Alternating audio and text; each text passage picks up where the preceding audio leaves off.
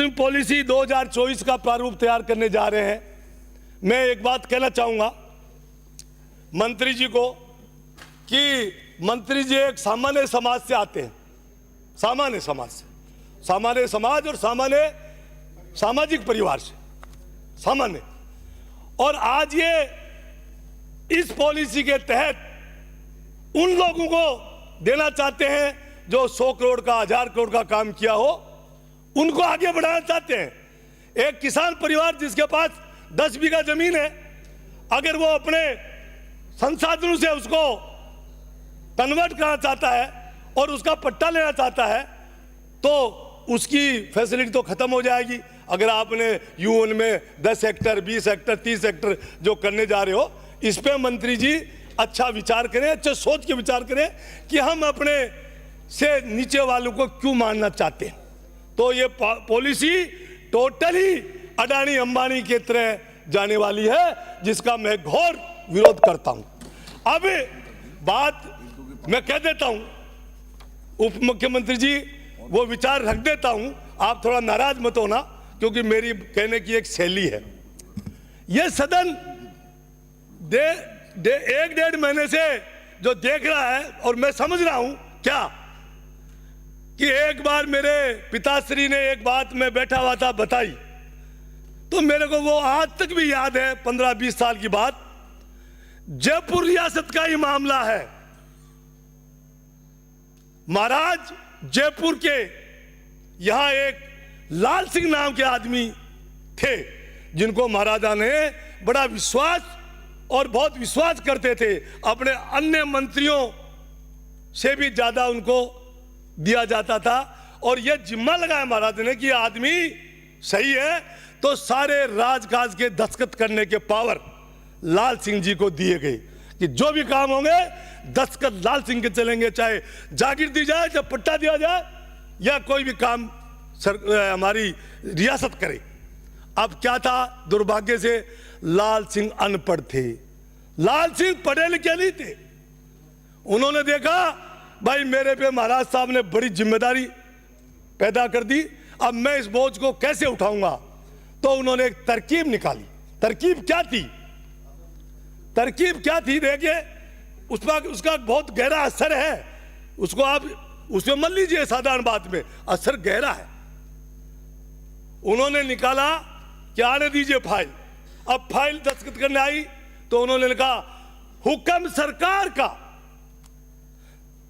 जिम्मेदारी बाबू की, दस्तखत लाल सिंह की, दस्तखत लाल सिंह के।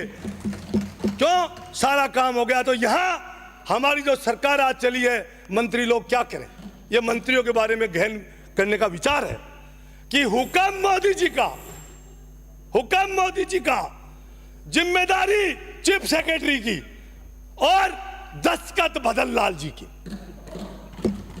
ये ऐसी चीज चलने में कोई कामयाबी नहीं होगी। इसलिए मैं तो खुद दुखी हूं जब मेरे भाई बंद चाहे इधर हो चाहे इधर हो, जब दुखी होते हैं मंत्री लोग और अपनी व्यथा को सुनाते हैं, तो हमारा भी ग्लानि से मन भर जाता है कि ऐसे में तो मंत्री तो क्या एमएलए भी रहना मैं तो पसंद नहीं करूंगा।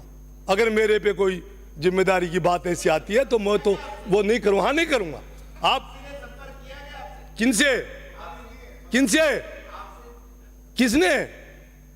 आपका समय खत्म हो रहा है। किस बात से?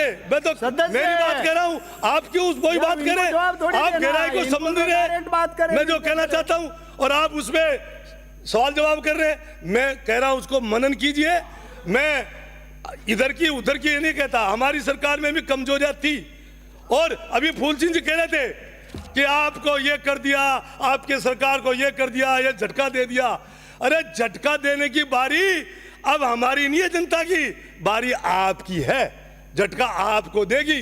किसान ने और मजदूर ने जो जब बड़ा बटवर्स होता ना, वो एक दिन में सूखता नहीं है, उसकी जड़ें खोखली हो जाए तो भी तने में दम होता है, तो वो कई दिनों से सूखता है। और किसान मजदूर ने उसमें एसिड डाल दिया है, आपने देखा होगा। अभी एसिड का असर, आप 400 पार की बात कर रहे थे, 250 पार नहीं हुए।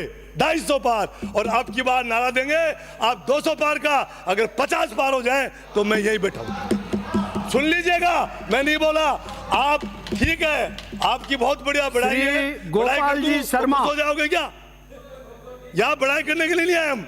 आप मेरी बुराई करिए ना, हमारे में कमियां बताइए, मैं तो खुद मानता हूं। श्री गोपाल जी शर्मा, आपका समय चालू है।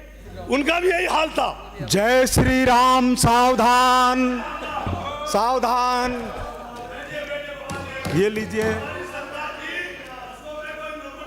अंकित नहीं होगा, आपका समय चालू है। जय श्री राम। हम देश बनाएंगे ऐसा, मैं क्या करूं, बेबस हूं, नहीं तो मैं तो आपके पिताजी का प्रशंसक हूं। साहब मेरा समय अभी मत शुरू करिए, इनको बैठाइए। शुरू हो गया आपका, उनका अंकित नहीं हो रहा क्या? हम देश बनाएंगे ऐसा, आजादी जिसमें बसती हो, चिर शांति सुमति उन्नति सरिता, पग पग पर आकर मिलती हो। आदरणीय सभापति महोदय,